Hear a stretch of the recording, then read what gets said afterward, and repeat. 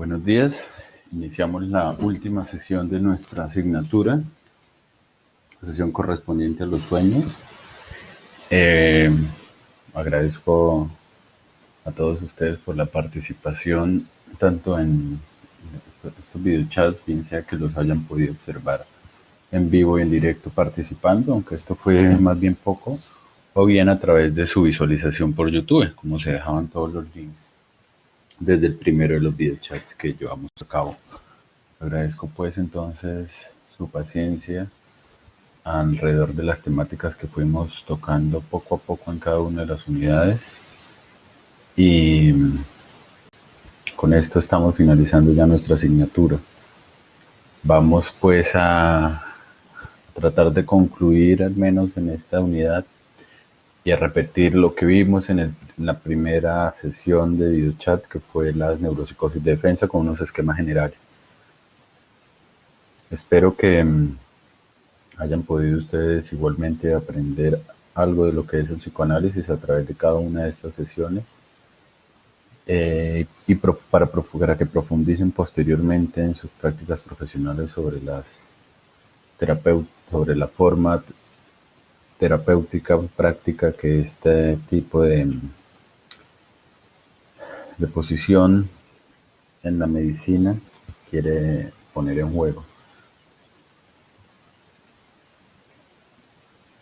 No siendo más, y para no repetir los problemas de plagio y los problemas que se han presentado en nuestra asignatura en todos los momentos de nuestra corte, de redacción, de lectura y escritura, vamos a proceder a la sesión que nos compete hoy, que es específicamente la temática de los sueños a través de dos conferencias que Freud nos brinda en el texto de conferencias de introducción al psicoanálisis.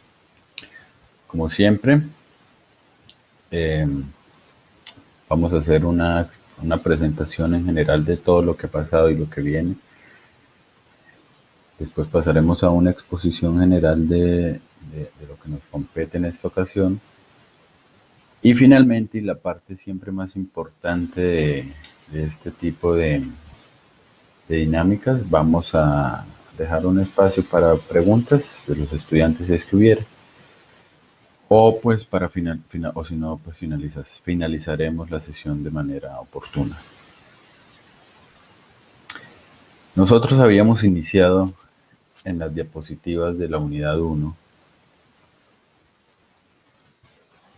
diapositivas que correspondían a las neuropsicosis de defensa, con un esquema idéntico al esquema que tenemos presente en este momento. Tenemos una fuerza inconsciente que quiere salir, la distribución de las flechas podría ser pensada de otra forma, pero tenemos una fuerza inconsciente que quiere salir, una fuerza represora representada por la instancia del yo, como se vio en los videos que teníamos a nuestro cargo, que impide o no quiere que esa fuerza salga y entonces hace una presión sobre esta fuerza, por eso la golpea para evitar, digamos, que salga. Pero lo que se genera es una transacción entre ambas y sale una fuerte diagonal, para esquematizarlo acá, como una formación sintomática o una formación de compromiso. Este es el proceso general. Habíamos dicho en esas ocasiones, tanto en las asesorías presenciales como en los videochats, que este esquema se iba a presentar a lo largo de toda nuestra asignatura y vamos a ver cómo al final de nuestras clases ello se corrobora. Entonces tengamos presente este esquema. En las tres diapositivas que vienen las hemos denominado proceso general del sueño 1, 2 y 3. Freud nos da como la estructura general del sueño, de lo que ocurre con el sueño, que es exactamente lo mismo que ocurre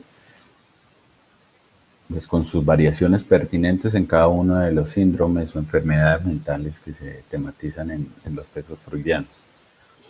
En los sueños hay un proceso o un contenido latente que quiere salir, hay una instancia represora que evita que ese contenido tenga lugar y lo que ocurre entonces es que se genera un contenido manifiesto. Entonces, tal como sucedía, por ejemplo, en el evento de los actos fallidos, a los que muchos de ustedes pudieron remitirse de manera apropiada, profundizando el esquema tal como era. Otros simplemente mencionaron aspectos muy generales de la problemática y otros pues no alcanzaron a rozar estos objetivos. Pero en general ocurre como ocurría en el caso de los actos fallidos. Hay algo que quiere salir. Si recuerdan ustedes, teníamos el caso de un político colombiano que nos brinda el profesor Mario Elkin en una de sus explicaciones, que quería decir algo, es decir, entre comillas podríamos pensar que había un contenido que se quería decir, un contenido latente que quería decirse. Ese contenido quiere salir, pero es reprimido por la instancia del yo del partido y del mismo sujeto. Al reprimirlo, recuerden que la represión nunca se trata de la desaparición o la anulación de la fuerza inconsciente que quiere salir. Al reprimir ese contenido latente, se genera, en el caso del acto fallido, una equivocación en el habla, ¿no? Es una de tantas especies de actos fallidos que propone Freud. Pero tiene lugar una equivocación en el habla y entonces el sujeto que quería decir principalmente algo, por ejemplo, lo que quería decir el sujeto del ejemplo del profesor Mario Elkin era algo como, y así fue que se organizó la reelección, termina diciendo en este proceso de querer salir, reprimir y modificar, termina diciendo, así fue como se compró la reelección. ¿Sí? Algo similar ocurre en los sueños. Hay un contenido latente que quiere salir, hay una represión que tiene lugar sobre ese contenido y lo que se genera entonces es una modificación de ese contenido. Y se genera y aparece lo que conocemos nosotros como el contenido manifiesto del sueño. El contenido manifiesto es lo que, como su palabra lo dice, se manifiesta en el sueño, lo que usted puede observar que sucede cuando sueña, los personajes que tienen lugar en su sueño, los sentimientos que tienen lugar en su sueño, las palabras que allí tienen lugar, todo esto es el contenido manifiesto del sueño, tras el cual aparece el contenido latente del mismo. Entonces este esquema repite el esquema anterior del proceso general de inconsciente yo síntoma. Aquí aparecerá entonces contenido latente, represión, contenido manifiesto. Ese contenido latente, digamos, que es múltiple, que puede llegarse a ese contenido latente a través de una asociación constante de ideas, por eso estos puntos múltiples. ¿Sí? Este es el contenido manifiesto, lo que yo veo. Recuerden que Freud hace un énfasis en que como el método para lograr acceder a este contenido latente, desde este contenido manifiesto, el contenido manifiesto son escenas claras, aunque pueden ser delirantes o entre comillas locas, pero es claro ese contenido, es una imagen, pero para llegar desde este contenido manifiesto al contenido latente, tal como ya se hacía presente en los actos fallidos, se tiene que proceder, y Freud enfatiza y le da importancia es a través de la asociación libre. ¿Sí? La asociación libre, como veíamos en el caso de la histeria hace mucho tiempo ya, la que permite ir desanudando lo que aparece en el contenido latente. Como veremos de pronto ahorita en la mención de uno de los varios ejemplos de interpretación de sueños que hay Freud, muy cortos pero a su vez muy sustanciosos, se evidenciaría que hay un conjunto de asociaciones que permitirán llegar a ese contenido latente. La relación, sin embargo, que se establece entre contenido latente y contenido manifiesto, y esto es importante, en esa relación de ir buscando ese contenido latente, aparece algo de suma importancia para el psicoanálisis, que Freud aquí en esta conferencia no tematiza, que va a tematizar en otros lugares o en otras conferencias, como en la conferencia 9, por ejemplo, que también tenemos que trabajar,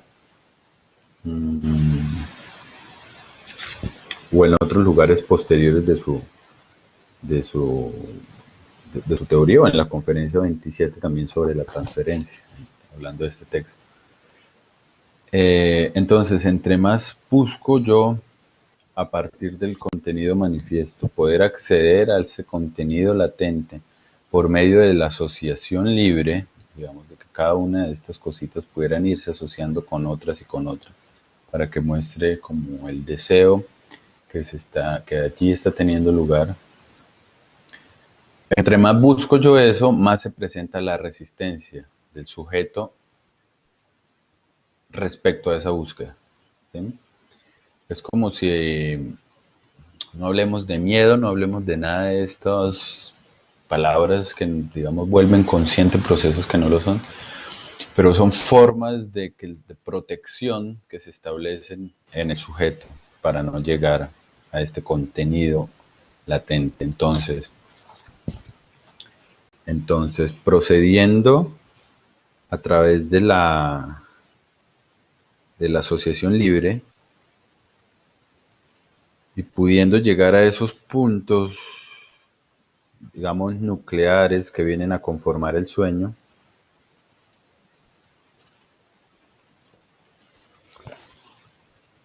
entre más voy yo llevando a cabo esa asociación, más aparece la resistencia.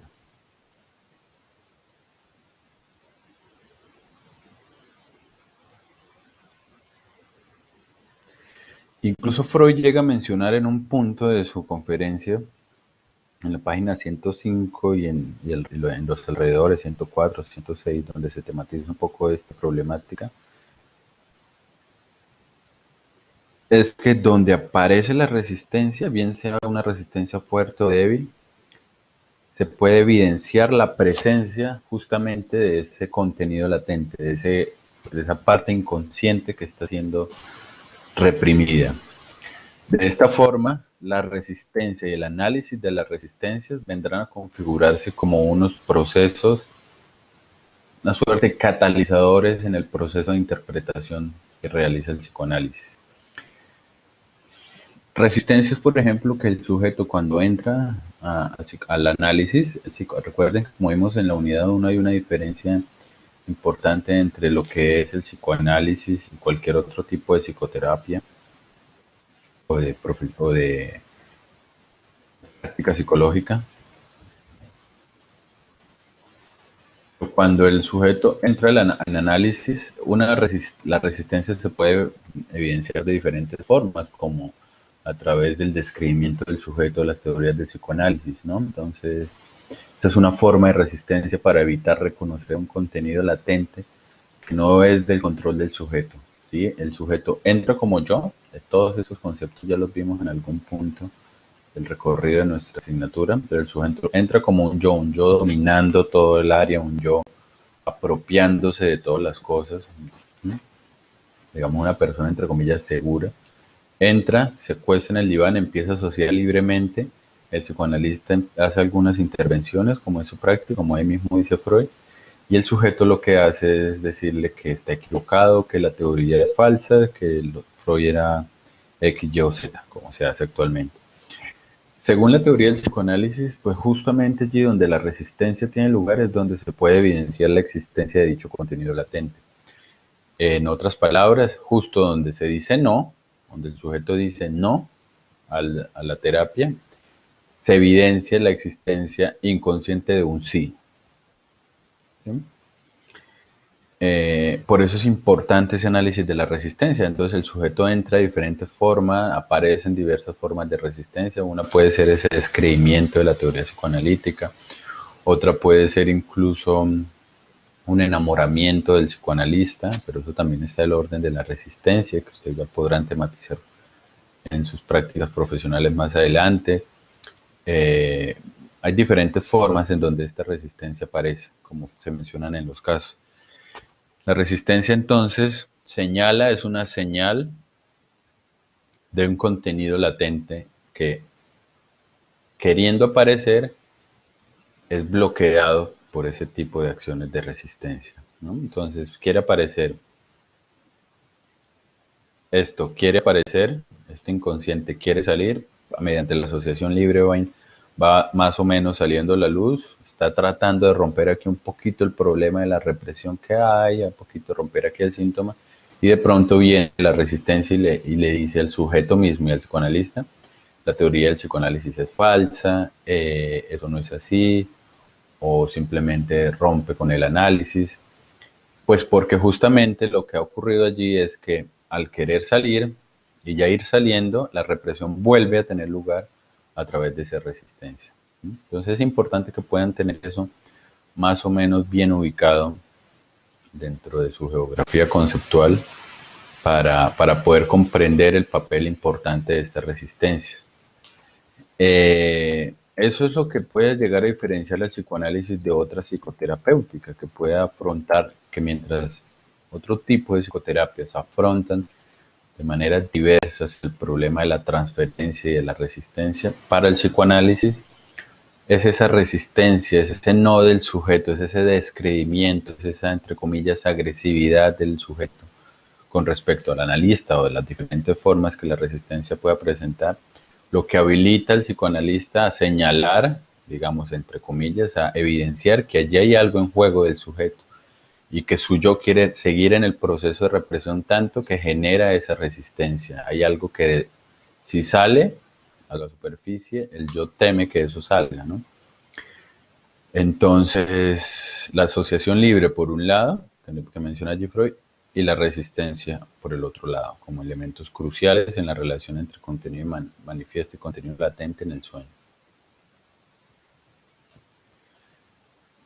Prácticamente ya vamos finalizando esta explicación porque en términos muy generales ya hemos visto de lo que se trata todo esto en las unidades anteriores, que recibimos un conjunto importante de herramientas. Espero que ustedes puedan consultar esas herramientas.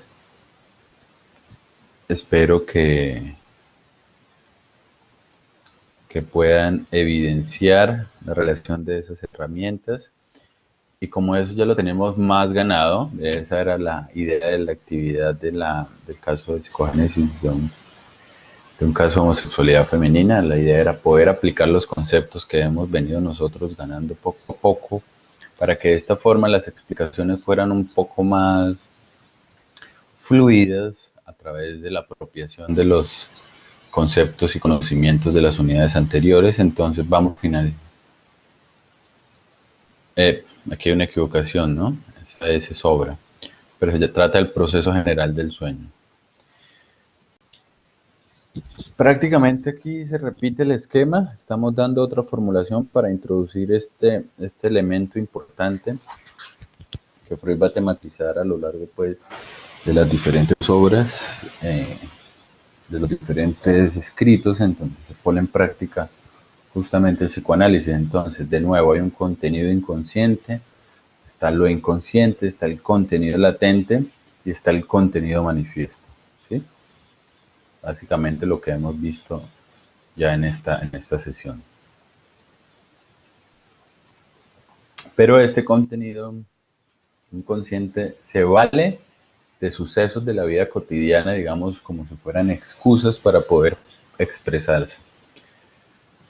Ustedes pueden observar el caso interesante del análisis final de la conferencia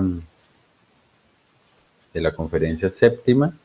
Es un caso muy interesante porque allí se permite observar el análisis de un fragmento o de un sueño muy corto, en donde a través de sucesos de la vida cotidiana que le suceden, valga decirlo de nuevo, a la mujer en diferentes momentos de su vida, cómo esos sucesos reales se anudan, se utilizan para formar una escena completa, ¿no? Entonces el caso de esta joven es que, el caso del sueño de esta joven es que ella está en el teatro, hay una parte del teatro desocupada, hablan de otra mujer, hablan de unos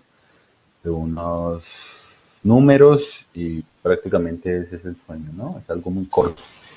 Todo eso le sucedió a la mujer en algún punto de su vida, algo allí se ha puesto en juego, algo allí ha tenido lugar. Y eso es lo que aparece en el contenido manifiesto, ¿sí? Se asocian, no siempre es así, ¿no? Pero la mayoría de veces los ejemplos de Freud parten de algo que sucedió en la vida del sujeto, en el día a día, algún punto de su historia. Y eso se presenta, todos esos sucesos que le pasó hace un día, y también hace 4, y hace un mes, y hace un año, todos ellos se forman como si fuera un collage y se presenta el contenido manifiesto como una escena o coherente o incoherente, ¿sí? Delirante o no.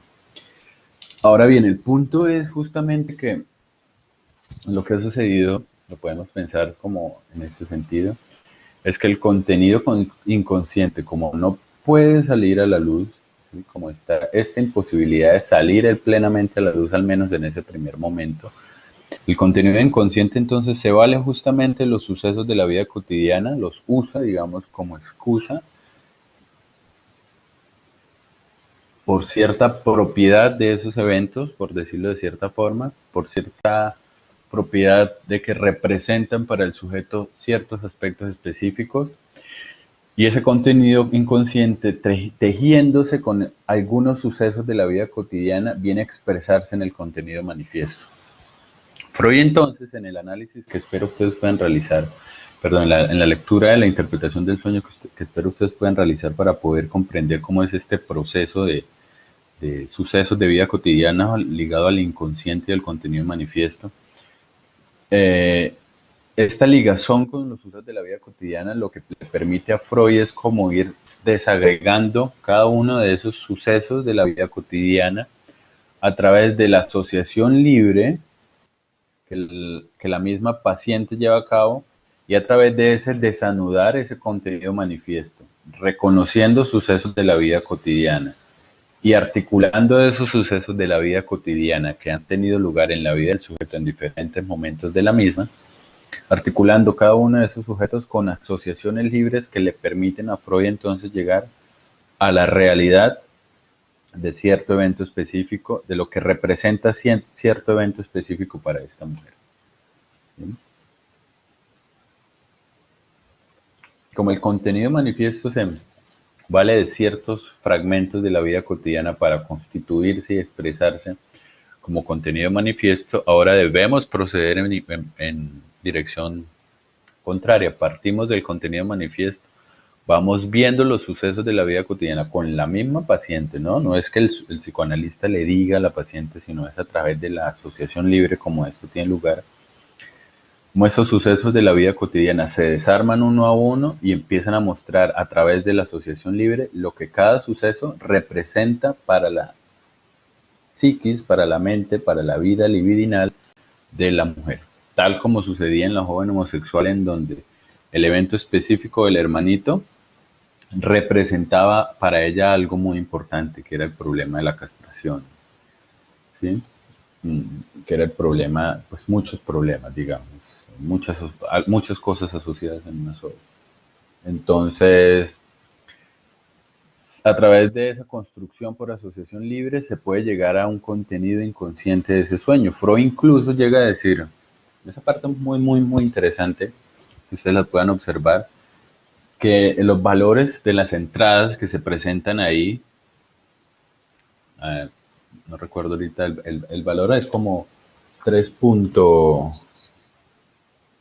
un florín y 50 kreuzer, supongamos, es un tipo de moneda de la época, que era tan absurdo ese valor, hay que entender eso, que era tan absurdo ese valor que se encontraba en ese precio, porque supongamos, esto es una suposición, era excesivamente costoso, como suponer que la entrada a un partido de la Liga Colombiana de Fútbol cuesta 25 millones de dólares, una entrada a sur o a norte. Entonces Freud lo que menciona es que era tan absurdo este precio, o era tan sin sentido lo que al menos allí aparecía, que que ese, que ese sinsentido,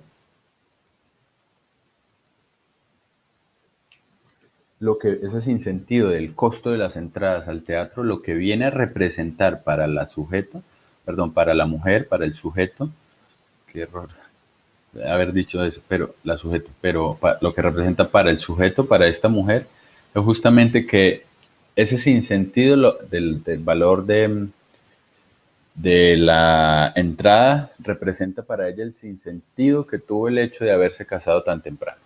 ¿Sí? Entonces, sucesos de la vida cotidiana son utilizados por el contenido inconsciente, por el contenido latente, por el inconsciente, para construir una narración coherente, un contenido manifiesto, Pero ese contenido latente que está en el contenido manifiesto va a ser analizado a través de la asociación libre que permite ir desanudando cada uno de estos sucesos y a través de la misma asociación ir permitiendo ver qué significa cada uno de ellos para la economía libidinal del sujeto, ¿sí?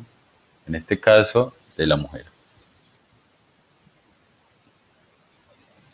De eso es más o menos de lo que se trataba en estas conferencias, en general, ¿no? En la conferencia 9 se tematiza de nuevo, la conferencia 7 pues es como una introducción al tema de los sueños en esta conferencia. En la novena va a aparecer de nuevo el tema de la censura onírica, que es importante, que tiene que ver con los problemas de la resistencia, todos estos problemas de la represión. Entonces, de esto más o menos tiene lugar en la conferencia de los sueños. Espero en realidad que ustedes puedan acceder y leer con paciencia la misma, que puedan ir trabajando este importante tema de los sueños para que no hayan presuposiciones con lo que es el psicoanálisis, ¿sí? No hayan como lagunas en las comprensiones que podamos tener, que no asumamos ciertas cosas de lo que dice Freud. Esa es la sesión del día de hoy. De nuevo entonces, de lo que se trata es de pensar el esquema general, es de pensar que hay algo que quiere salir, hay algo que quiere encontrar expresión, pero que por ciertas circunstancias no lo logra, ¿sí? No necesariamente solo por circunstancias sociales, como muchos de ustedes de pronto insistían en algunos trabajos. Pero entonces de lo que se trata justamente es de esto, ¿no? Espero realmente que hayan podido ustedes pues llegar a cierta comprensión de lo que es el psicoanálisis a partir de el conjunto de trabajos que pudimos haber realizado. Por favor, no es necesario que lo que les digan ciertas autoridades sobre el psicoanálisis ustedes lo crean inmediatamente. Hay que leer a Freud, hay que saber de lo que hablaba Freud para proceder a una crítica del mismo, si es que considera usted que no es apropiado lo que este método propone, pero no trabaje a partir de presupuestos, no porque le dijeron, no porque usted lo oyó, sino trabaje los textos. En nuestra asignatura quisimos, en términos generales, plantearles a ustedes un proceso de construcción histórica de la sexualidad, un proceso que incluso pudimos nosotros contemplar que la idea de las etapas no es realmente muy importante para la teoría psicoanalítica, según una aseveración que hace Freud en una de las conferencias que ustedes ya pudieron leer en la unidad pasada. De lo que se trataba entonces era poder observar esa construcción histórica de la sexualidad, como ocurre en el caso de la joven homosexual. De eso Esa fue la intención que tuvimos con el curso. Queríamos finalizar justamente con los actos fallidos y los sueños porque ellos permiten observar cómo lo que en la sexualidad se presenta de determinada forma también se presenta con formas a su vez determinadas en otros dos lugares que parecen inocuos como son los sueños o como son los diferentes actos fallidos. No tema usted ir a leer al psicoanálisis por su parte, a Freud y a Lacan, o algún otro exponente del mismo.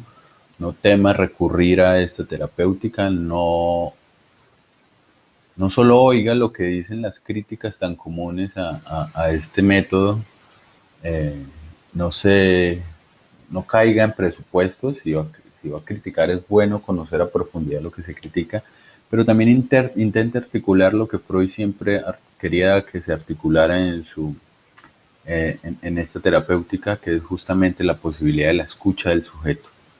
El sujeto es el que debe tener su palabra. Si ustedes observan la asociación libre de Freud, es justamente el sujeto tiene la palabra.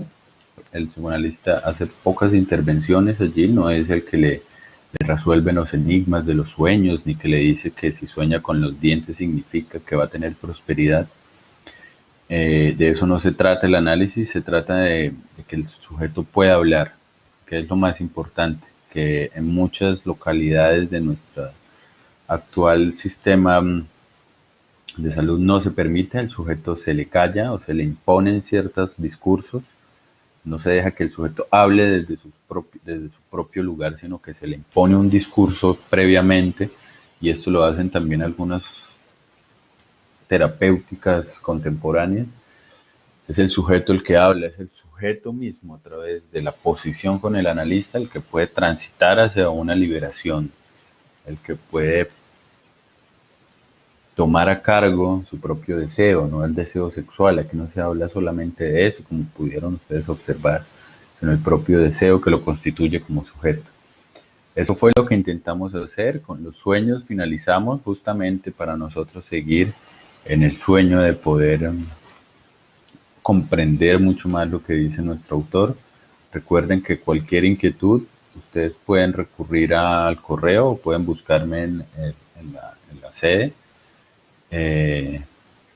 Profundicen, si pueden, estas terapéuticas por su parte, y espero que en lo que resta del curso nos vaya muy bien a todos y finalicemos con éxito nuestra asignatura. Muchas gracias a todos ustedes por haber estado presentes en este curso. Espero que hayan aprendido algo. Esa era mi intención, no era solo molestarlos constantemente. Y no es más por el día de hoy. Creo que llegó alguien a la sesión. María Lulú, si tiene alguna pregunta, podemos intentar responderla.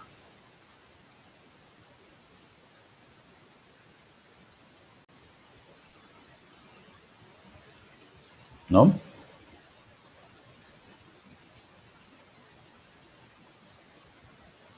Bueno, bueno, pues no siendo más, de nuevo entonces les agradezco. Espero, repito, podamos profundizar cada uno por su parte más allá de esta asignatura en las temáticas que nos plantea Freud.